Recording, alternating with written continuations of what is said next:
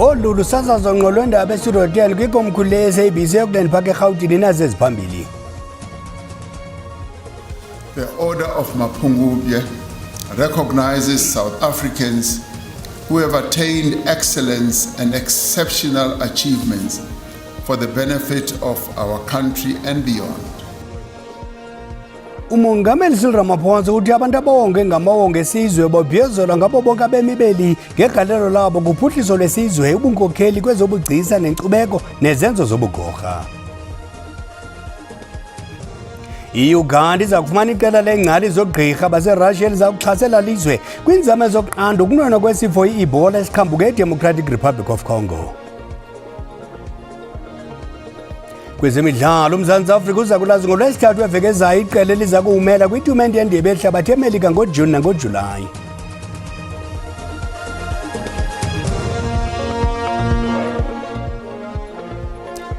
Inkosi Mazole, isicaka sithambile ndingaphosisanga maseko mandigawuleni warhuqa. Umongameli Cyril Ramaphosa uthi abantu abawonge ngamawonga esizwe babhiyozelwa ngabo bonke abemibeli ngegalelo labo kuphuhliso lwesizwe, ubunkokheli kwezobugcisa nenkcubeko nezenzo zobugorha. Umongameli ukuthethe oku kumsitho wala mawonga kwindlu yendwendwe kamongameli isifato Makgatwa Guest House ePitoli ngale ntsasa. La mawonga esizwe kamongameli ohlulwe azindidi ezintandathu. Kukho i-Order of Mapungubwe elinikwa ngokugqwesa ugqibeleleyo, ikhutshwa kumabakala iplatinum, igolide, isilivera nebronze. Kube khona i-Order of Baobab enikwa abantu ababenegalelo elimandla kuphuhliso loluntu, ezoshishino nakuqoqosho, yona ikhutshwa kwigolide, isilivere nebronze. I-Order of Luthuli enikezelwa ngegalelo kwidemokhrasi, amalungelo oluntu nobulungisa, nayo yeyegolide, isilivere nebronze. Kubekho i-Order of Companions of OR Tambo enikwa abemi bangaphandle ngobuhlobo nokuxhasa eli, nayo iphuma ngegolide, isilivere nebronze, ukuze eyokugqibela kube yi-Order of Mendi for Bravery enikwa abempeli abazibalule ngobukhalipha ekusindiseni ubomi babantu, nayo ikhutshwa kwigolide, isilivere nebronze. Umongameli Cyril Ramaphosa uthi abawongiweyo ngale ntsasa bazibalule ngokugqibelela kumsebenzi wabo kwinkalo ngeenkalo. The Order of Mapungubwe recognizes South Africans who have attained excellence and exceptional achievements for the benefit of our country and beyond.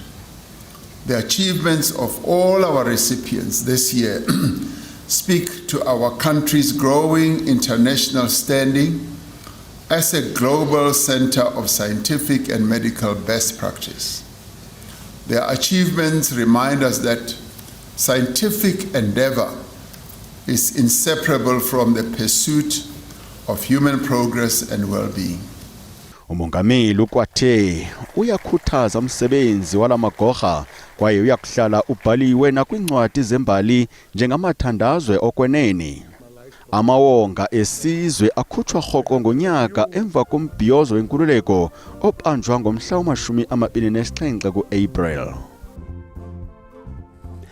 Abaxhasi betshantliziyo lenkcubeko ungizwe Mchunu bangungelene phambi kwenkundla ephakamileyo ePitoli apho waxoxa khona ityala lokurhuqela elidakeni igama lenkokheli i-EFF uJulius Malema. Oku kulandela isicelo esingxamileyo esifakwe inkokheli EFF nesinyanzelisa ukuba uMchunu acele uxolo kwaye arhoxise amazwi ayelirhuqa phantsi igama likaJulius Malema. uMalema utyhola ukuba uMchunu wathetha ngaye rhabaxa ngaphandle kwezakhiwo zomdibaniso ePitoli kule nyanga ipheleyo. uMalema ukwanyanzelisa intlawulo yesigidi serandi esithi yeyomonakalo awenzileyo uMchunu kwisidima sakhe. Kutyholwa ukuba lo kaMchunu wathi uMalema ufumana izigidi zerandi koonqevu abangabemi baseNigeria abathengisa iziyobisi kwaye usebenzisa amandla anawo kwezopolitiko ukukhusela ubutshivela nobudladlunge obenziwa ngabemi bangaphandle.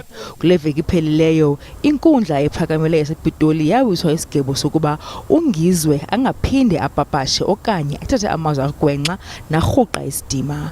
Inkundla yaqhuba ngelithi lithi umchunu makahlawule iindleko zamagqwetha kaMalema. Namhlanje ke uNgizwe uvele enkundleni ngeliyokucela idarhu kwijaji ukuba noko sithanjiswe isigwebo sakhe.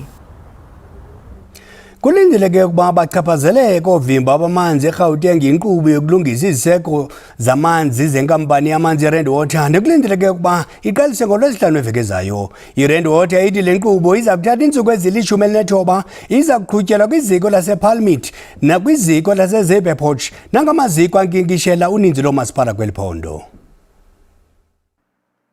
Isithethi seRand Water sithi inkampani Eskom iza kuba inxalenye yale nkqubo yokulungisa iziseko zamanzi. Nangona kukho inkxalabo kuluntu, iRand Water iqinisekise uluntu namashishini ukuba kwenziwe izicwangciso zokuqinisekisa ukuba nangona kuza kuchaphazeleka unkinkisho lwamanzi ngamanye amaxesha aphume kancinci avalwe ngeeyure ezithile, kodwa ithi uluntu luza kuqhubeka lufumana amanzi acocekileyo okusela. So firstly, it's going to be the Eskom-related electrical maintenance at the Suikerbos and the Palmit systems.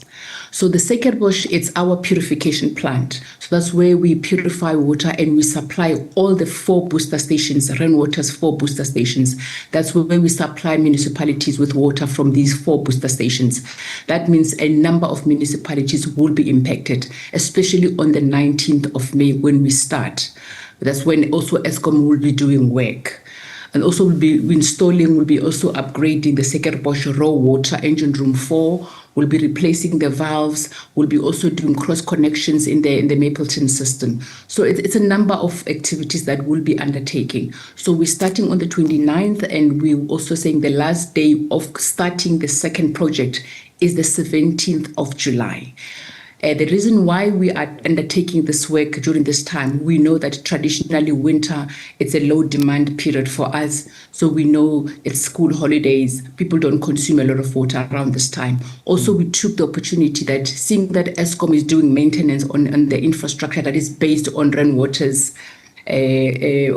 plants, we also thought let's take the advantage of this opportunity and also conduct our own maintenance so that we don't have too many activities happening at the same time. Le nkampani ithi lo msebenzi kulindeleke ukuba uqukunjelwe ngomhla wesibini ngoJuni, ze emva koko kuhlolisiswe umsebenzi wokulungisa iziseko de ibe ngumhla we-17 ngoJuni ukunika ithuba oovimba bamanzi kuba basebenze kakuhle. iUganda imiselwe ukufumana iqela lengcali zaseRussia ukuxhasa iphulo lokulwa isifo se-Ebola. Elinyathelo ligxininisa ukungxamiseka ukuqhambuka kwesifo kunye nendima ekhulayo yabathatha inxaxheba yamazwe ngamazwe kwizicwangciso zezempilo eluntwini. Isizwe saseRussia sithumela iqela lengcaphephe eUganda nanjengoko uloyiko lukhula ngenxa yokusasazeka kwesifo se-Ebola sisuka kwi-Democratic Republic of Congo. Ukuthunyelwa kwezi ngcaphephe kulandela isicelo esivela kwabasemagunyeni base-Uganda kwisebe lezempilo ukuze ezi ngcaphephe zenze uphando olunzulu kunye nokuqinisa amanyathelo anokuthathwa ukulwa nesi sifo.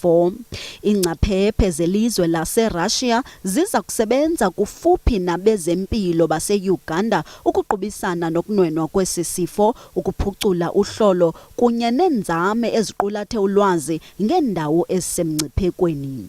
IMoscow iphinde yathembisa ngezixhobo zokuxilonga eziphuhliswe ngamaziko ayo evirology, ukanti zingaphezulu kwama-80 ingcali zase-Uganda ezithe zaqeqeshwa ekubeni liliso kwipathogen kunye noxilongo. Ingcali zithi ukufunyanwa kwangoko kweempawu zesi sifo kubalulekile kwaye ukulibaziseka kwesilumkiso kuvavanyo nefuthe lokuphembelela ukuba intsholongwane ukuba ingasasazeki yenza oko ingabonwa msinya, ingakumbi kwiindawo ezixineneyo ezisezidolophini. Ingcali nabasemagunyeni basebenza ndawonye eKampala naseMoscow kwezempilo kwilizwekazi Afrika iphela ukunqanda esi.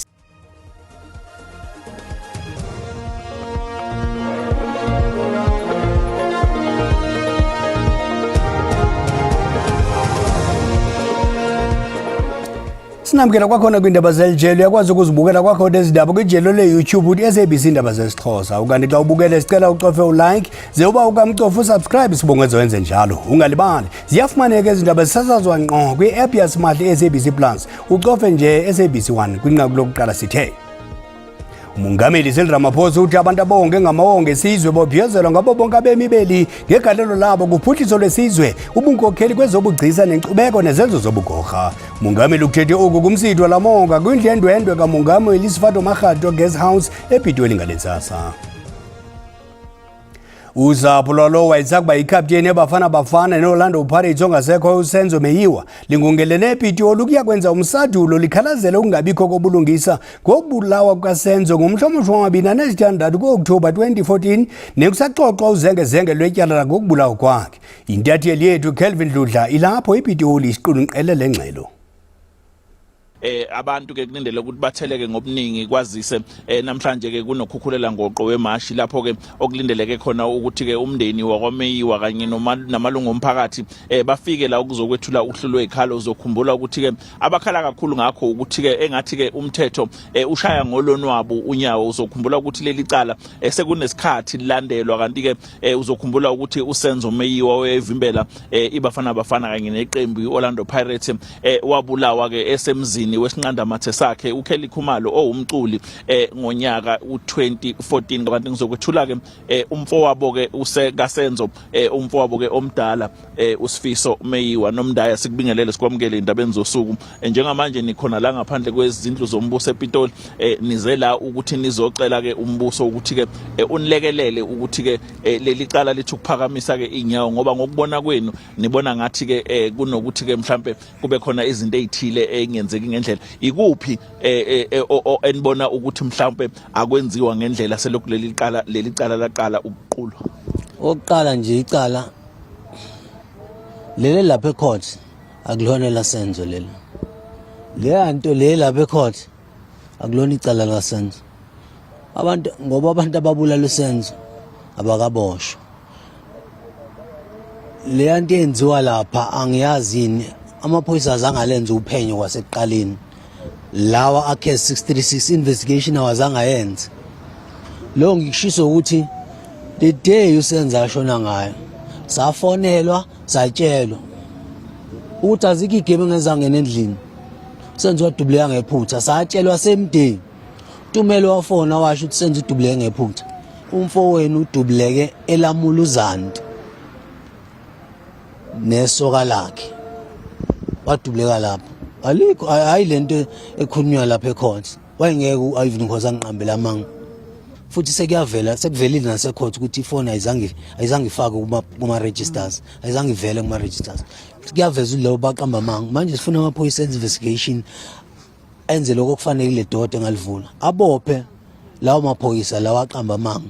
Unomndaya sibonga kakhulu ngesikhathi sakhe loyo ke umfowabo kaSenzo Meyiwa omdala uSifiso wakwaMeyiwa elomana indlebe neziko leindaba zeSABC ngokulindeleke ukuthi ke kuqhubeke njengoba ke letheke uhlulwe ikhalo la endlini zombuso ePitoli bezokhala ngokuthi ke leli cala engathi ke selithatheke isikhathi eside bafuna ukuthi ke umongameli wezwe uCyril Ramaphosa akwazi ukuthi ke aqhubeke abasize abalekelele ngaleli cala. Igama lami nguCalvin wakwaDludla endabeni zeSABC ngibika ngisendlini zombuso ePitoli. Inkithi yabemi bangaphandle ingungelene kwisikhululo samapolisa saseThekwini icela ukukhuselwa ichola ngelithi inyanzelwe iphuma iphele kwindawo ebihlala kuzo nanjengoko ukukhula kujongana ngezikhodo zamehlo kwindawo zesixeko. Uninzi lwabo bafihle inhloko kwisikhululo samapolisa bathi babalake bashiya amakhaya besoyikisela ukhuseleko lwabo kulandela ingxelo zezigrogriso nohlaselo.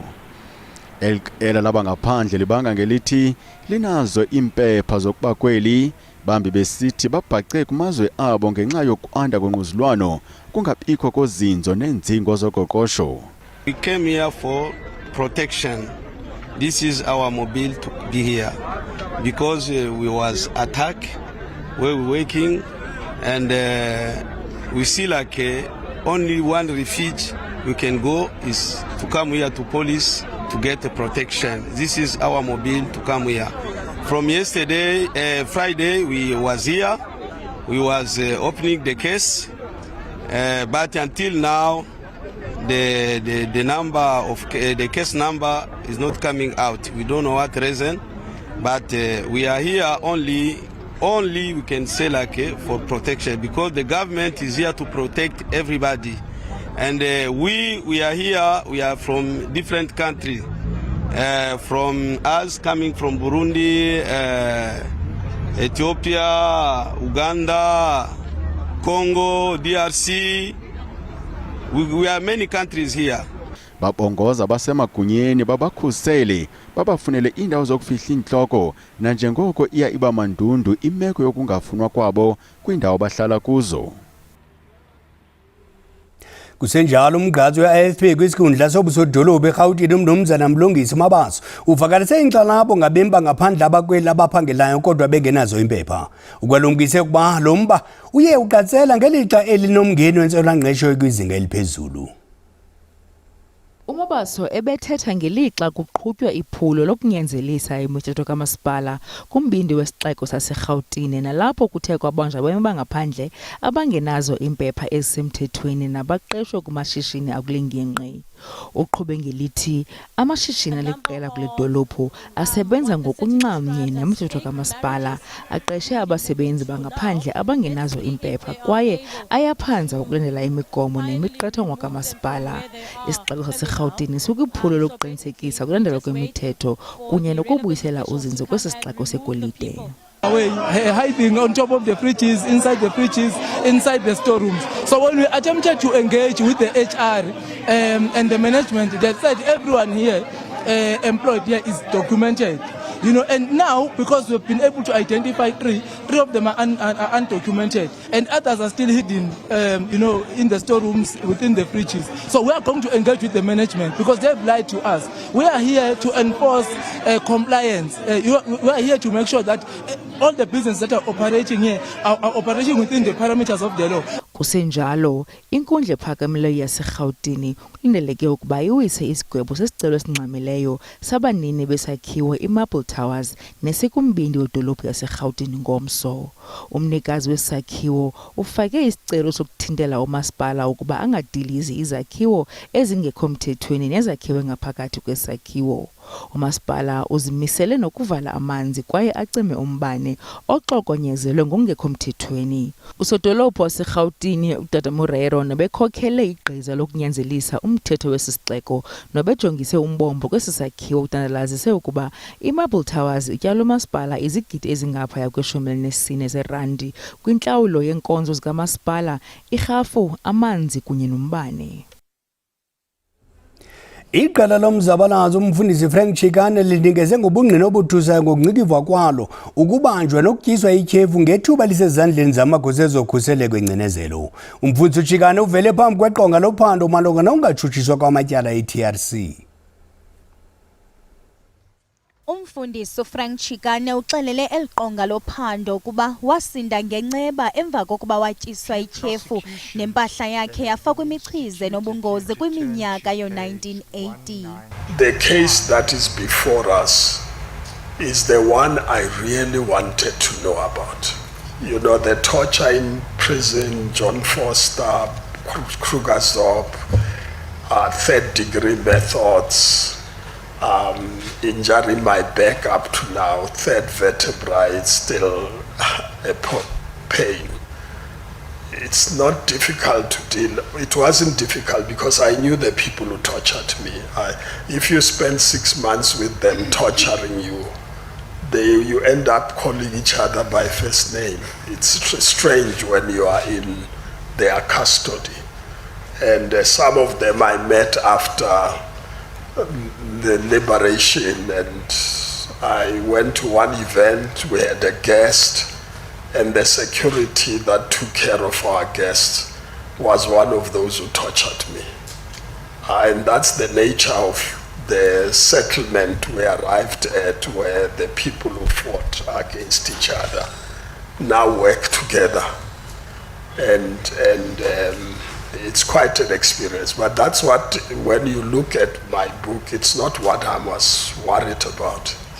I was worried about what I didn't know. And it's how I was poisoned, how it happened. And that was the real focus for me. And but indeed, it's not a nice thing to go through the details about people putting poison on your underwears, chemical weapons, stuff, and you get hit by it. Yeah, the details are history. I don't need to repeat them. But I survived in any way, so I call it a miracle. Usihlalo wale nkqubo yophando yijaji yenkundla yomgaqo-siseko ethathe umhlala phantsi ujaji Sisi Khampempe uthwaliswe uxanduva lokufumanisa ukuba kwenziwa inzame kusini na zokuthintela okanye ukuphazamisa utshutshiso lwamatyala enzeka phantsi kwenkqubo yengcinezelo. Kwezemidlalo uMzantsi Afrika uza kulazi kwezi ntsuku zimbalwa zezayo iqela eliza kuwumela kwitumente yendebe yehlabathi eMelika ngoJuni nangoJulayi. Umqeqeshi wabafana uHugo Broos uza kubhengeza iqela elinabadlali abangama-26 kwizakhiwo zomdibaniso ePitoli ngoLwesithathu weveki ezayo. Masijonge kweli nqaku namanye aphambili kwezemidlalo kwihlabathi. uMzantsi Afrika uza kuqhubisana neNicaragua kumdlalo ocweyo eGauteng ngomhla wama-29 kule kaMeyi. Uza kuphinde ucweye nePuerto Rico eMexico phambi kokuqalisa iphulo lawo lendebe yehlabathi. Neymar Junior Santos. Kusenjalo umqeqeshi weBrazil uCarlo Ancelotti ubhengeze iqela lakhe eRio de Janeiro. Akothusanga kangako ngethuba equka ophala phambili ngamanqaku kwiqela lakhe uNeymar oma-34 budala. Kodwa uNeymar ukhe wathiwa mbende zizehlo zomonzakalo ezimkhuphe ebaleni kumalungiselelo aphambi kwendebe yehlabathi. Nakubeni ebhalise i-79 yamanqaku ugqibele ngo-2023 kudlalela iqela lakhe lesizwe. Kunjalo Ancelotti uthi uza kuba lulutho uNeymar kwiqela lakhe. Kanti ke isemfiliba intatho nxaxheba ye-Iran kwitumente yendebe yehlabathi. Iqela layo lesizwe ligaleleke kwinkampu yokuzilolonga eTurkey phambi kwehambo ecwangcisweyo ebheke eMelika. Kodwa eliqela lisalindele ivisa ze-US. Amagosa e-Iran nawe-FIFA hlandlolo athe izicelo zalo zevisa ziza kusingathwa yiTurkey. Iqela le-Iran kulindeleke libheke kwisiqubu se-US eTucson e-Arizona ebutsheni benyanga kaJuni. Umbengo mdiya ucima umlilo masikhongozele ezilandelayo ngesiSwati ngecala emva kwesihlanu makube chusibele.